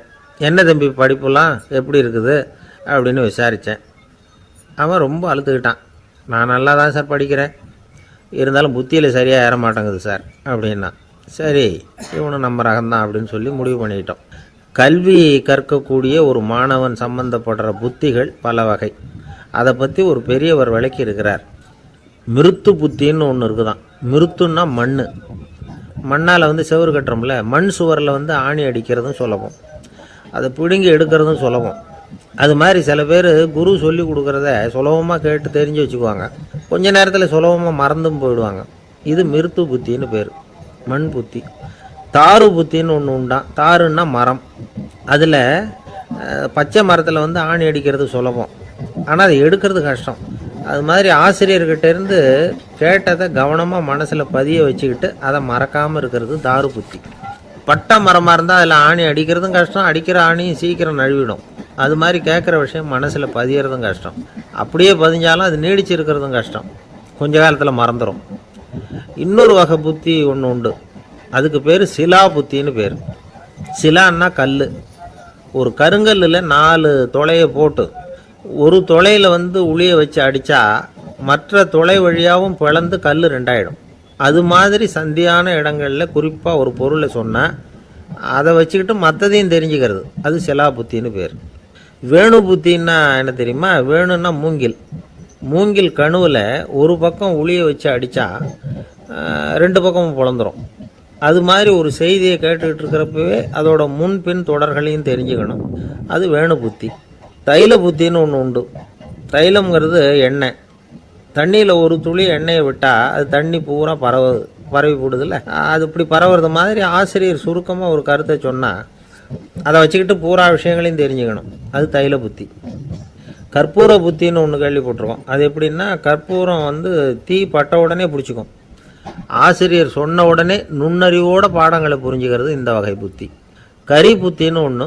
அது எப்படின்னா, கரியில் நெருப்பை வச்சு விசிறிய பிறகு அதுக்கப்புறம் அது கறி நெருப்பாகும். அது மாதிரி காலம்பரை சாயந்தர வேலைகளில் ஆசிரியர் பாடம் சொல்லி கொடுப்பார். அதை கொண்டு புரிஞ்சுக்கிறது இந்த வகை. கதலித்தண்டு புத்தின்னு ஒன்று சொல்லுவாங்க. கதலிங்கிறது வாழை மரம்.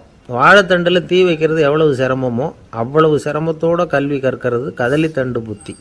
இதை தவிர இன்னும் சில வகையான மாணவர்களை கூட அடையாளம் காட்டுறாங்க. ஆசிரியர் சொன்னதில் நல்லதை மட்டும் எடுத்துக்கிறவன் அன்னம். ஆசிரியர் கிடைச்ச இடத்துல பாடத்தை கேட்டுக்கிட்டு பிறகு தனியாக உட்காந்து சிந்திக்கிறவன் பசு. பசுமாடு அப்படி தானே, புல் கண்ட இடத்துல மேயும், அதுக்கப்புறம் நிதானமாக அசை போட்டுக்கும். ஆசிரியர் சொன்னதை தவிர வேறு எதையும் சொல்ல முடியாதவன் கிளி. பல இடங்களில் பாடங்கள் கேட்டு கடைசியில் ஒன்றும் புரியாமல் போகிறவன் ஆடு. ஆடு வந்து ஒரு செடியில் வயிறார மேயாது, ஒரே செடியில் இக்கரைக்கு அக்கறை பச்சைன்னா அங்கேயும் இங்கேயும் அலைஞ்சிக்கிட்டே இருக்கும். சில பேருக்கு எருமைன்னு பேர். எருமை வந்து எப்படின்னா குளத்து நீரை கலக்கி தான் குடிக்கும். அது மாதிரி ஆசிரியர் வந்து மனசை நோக செய்து பயில்கிற மாணவர்கள்லாம் இந்த ரகம். இவ்வளவுலாம் இருந்தாலும் இந்த காலத்து மாணவர்கள்லாம் ஒரு தனி ரகம். ஒரு ஆசிரியர் வகுப்பில் பாடம் நடத்திக்கிட்டு இருந்தார். இலக்கண வகுப்பு. இறந்த காலம், நிகழ்காலம், எதிர்காலம், past tense, present tense, future tense, இதை பற்றிலாம் பாடம் நடத்துகிறார். எல்லாம் சொல்லி கொடுத்துட்டு இப்போ நான் ஒரு வாக்கியம் சொல்லுவேன், அது என்ன காலம் அப்படிங்கிறத நீங்கள் சொல்லணும்னார் ஆசிரியர். சரின்னாங்க மாணவர்கள்லாம். நான் நாளைக்கும் பாடம் நடத்தப் போகிறேன், இது என்ன காலம் அப்படின்னு கேட்டார் ஆசிரியர். அதாவது நான் நாளைக்கும் பாடம் நடத்தப் போகிறேன், இந்த வாக்கியம் வந்து என்ன காலம்னு கேட்டார். ஒரு பையன் மெதுவாக எழுந்திரிச்சு சொன்னான், இது எங்கே போதாத காலம் சார் அப்படின்னு சொல்லிவிட்டு உட்காந்துட்டானா.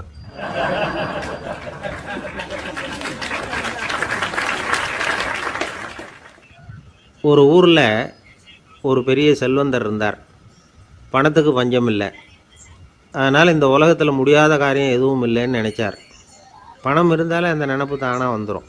அதனால் இவரும் அப்படி நினச்சதில் ஒன்றும் தப்பு இல்லை. அந்த ஊருக்கு குருநானக் ஒரு தடவை வந்தார். அவருக்கு இந்த செல்வந்தர் ரொம்ப பிரமாதமாக ஒரு வரவேற்பு கொடுத்தார். ஊர் எல்லையிலேயே எங்கள் வீட்டுக்கு வந்து விருந்து சாப்பிட்டுட்டு போகணும்னு கேட்டுக்கிட்டார். அவரும் சரின்னு ஒத்துக்கிட்டார். உடனே தன்னுடைய பங்களாவில் ஒரு பெரிய விருந்துக்கு ஏற்பாடு பண்ணார்.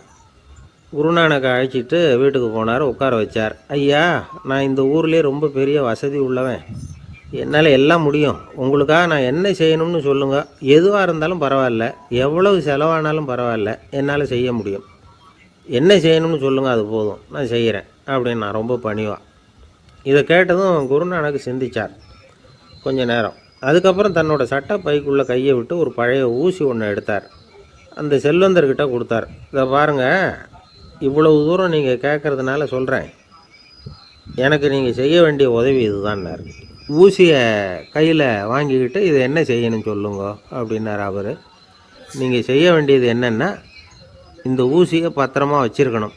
நாம் 2 பேரும் இறந்து போனதுக்கு பின்னாடி இன்னொரு உலகத்தில் நாம் சந்திக்கக்கூடிய வாய்ப்பு இருக்குது. அப்போ இந்த ஊசியை என்கிட்ட கொண்டாந்து கொடுக்கணும். இதுதான் நீங்கள் எனக்காக செய்ய வேண்டிய உதவி அப்படின்னார் குருநானக் லேசாக சிரிச்சுக்கிட்டே. இதை கேட்ட உடனே இந்த பெரியவர் முழிக்க ஆரம்பிச்சிட்டார். அது எப்படிங்க, நான் சாகிறப்ப எப்படி இந்த ஊசியை எடுத்துக்கிட்டு இன்னொரு உலகத்துக்கு வர முடியும்னார். ஊசி மாதிரி ஒரு சின்ன பொருளை கூட இந்த உலகத்தை விட்டு நாம் போகிறப்ப எடுத்துகிட்டு போக முடியாதுங்கிறப்போ உங்களோட செல்வத்தையெல்லாம் எப்படி அங்கே எடுத்துகிட்டு வர போகிறீங்க அப்படின்னு கேட்டார் குருநானக். அதுக்கப்புறம் தான் அந்த பெரியவர் யோசிக்க ஆரம்பித்தாராம். குருநானக் சொல்கிறார், இதை பாருங்கள், நாம் செய்கிற நல்லது கெட்டது தான் கடைசி வரைக்கும் நம்ம கூட இருக்கும். அடுத்தவங்க நல்லா இருக்கணுங்கிறதுக்காக பொருளை செலவு செய்யணும், அப்படி செய்யலைன்னா எந்த பிரயோஜனமும் இல்லை அப்படின்னார். அதுக்கப்புறம் தான் அந்த செல்வந்தரின் அறிவு கண் திறந்து தான். உடனே குருநானக்கை வணங்கினார். ஐயா, என்கிட்ட இருந்த ஆணவம் போயிட்டுது, இனிமேல் என்கிட்ட இருக்கிற செல்வத்தை நல்ல வழியில் செலவழிப்பேன் அப்படின்னாராம். நம்மக்கிட்ட இருக்கிற பணம் எப்பவும் நம்ம கூடவே வந்துக்கிட்டு இருக்காதுங்கிறதுக்கு இது ஒரு உதாரணம். அதுக்காக நாம் வந்து பணம் சேர்க்குறத பற்றி கவலைப்பட வேண்டியதில்லை, பேசாமல் படுத்து தூங்கிக்கிட்டு இருந்தால் போதும் அப்படின்னு இதுக்கு அர்த்தம் பண்ணிக்கக்கூடாது. முறையான வழியில் பணம் சேர்க்கணும், அதை முறையான வழியில் செலவு பண்ணணும். அதனால் ஏற்படக்கூடிய மன நிறைவு இருக்குது பாருங்கள், அது அனுபவித்தவங்களுக்கு தான் தெரியும். சொர்க்கத்துக்கு போகிறவங்க இங்கேருந்து பணத்தை எடுத்துகிட்டு போக முடியாது, ஆனால் நம்ம செல்வத்தை இங்கே மற்றவங்களுக்கு பயன்பட செய்து அதனால் ஏற்படுற புண்ணியம் இருக்குது பாருங்கள், அதை எடுத்துகிட்டு போக முடியுமா. இதுதான் ஆன்மீகவாதிகள்லாம் சொல்கிற கருத்து. ஜான் நியூட்டன் ஒருத்தர், அவர் சொன்னார், நான் எப்போவாவது சொர்க்கத்துக்கு போய் சேர்ந்தேன்னா அங்கே 3 அதிசயங்களை பார்ப்பேன்னார். என்னன்னு கேட்டாங்க. நான் யார் யார் இருக்க மாட்டாங்கன்னு நினச்சிக்கிட்டு இருந்தானோ அவங்களில் சில பேர் அங்கே இருப்பாங்க, அது ஒரு பெரிய அதிசயம்னார். சரி, அடுத்தது என்ன? 2வது அதிசயம் என்னென்னா, அங்கே இருப்பாங்கன்னு நான் எதிர்பார்த்த சில பேர் அங்கே இருக்க மாட்டாங்க அப்படின்னார். சரி, 3வது பெரிய ஆச்சரியம் என்ன அப்படின்னா, நான் அங்கே இருக்க பாருங்க, அதுதான் அந்த 3வது அதிசயம் அப்படின்னாராம்.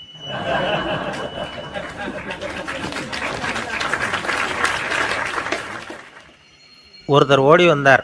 இன்னொருத்தரை பார்த்து, சார், உங்கள் சைக்கிளை ஒரு நாள் இரவல் கொடுங்களேன், பக்கத்து ஊருக்கு போயிட்டு வர வேண்டியிருக்கு அப்படின்னார்.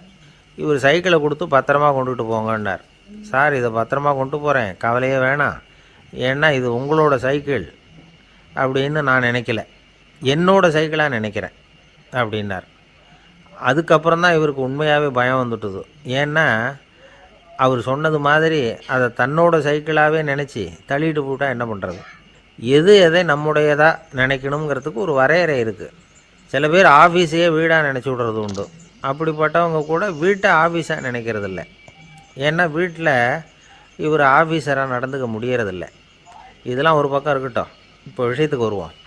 பொறியியல் மேதை டாக்டர் விஸ்வேஸ்வரய்யா இருந்தார் இல்லையா, பாரத ரத்னா விருதெல்லாம் கொடுத்தாங்களே. ஆஃபீஸ் வேலை வேறு, சொந்த வேலை வேறு அப்படிங்கிறதுக்கு ஒரு உதாரணமாக இருந்தவர் அவர். மைசூர் மகாராஜா கிட்ட திவானாக இருந்தார். அவர் ஒரு நாள் அரசாங்க வேலை காரணமாக வெளியூர் போயிருந்தார். ஹாசன்கிற ஊருக்கு பக்கத்தில் ஒரு பயண மாளிகை, அங்கே தங்கிவிட்டார். ராத்திரி அங்கே தங்கி இருந்துட்டு விடிஞ்சதும் ஊருக்கு திரும்புறதாக திட்டம். ராத்திரி தூங்கிறதுக்கு ரொம்ப நேரம் ஆகிட்டுது. ரொம்ப நேரம் வரைக்கும் அரசாங்க சம்பந்தப்பட்ட வேலைகளையே பார்த்துக்கிட்டு இருக்கிறார். அரசாங்க ஃபைல்கள் நிறைய இருந்தது. அதையெல்லாம் ஒவ்வொன்றா எடுத்தார், படித்து பார்த்தார், பரிசீலனை பண்ணார். அதில் எழுத வேண்டியதை எழுதினார், கையெழுத்து போட்டார். ஒரு வழியாக அந்த வேலையெல்லாம் முடிஞ்சுது. அதுக்கப்புறம் என்ன பண்ணார்னா, தன்னுடைய சூட்கேஸை திறந்தார். அதிலேருந்து 2 மெழுகுவர்த்தியை எடுத்து கொளுத்தி வச்சார்.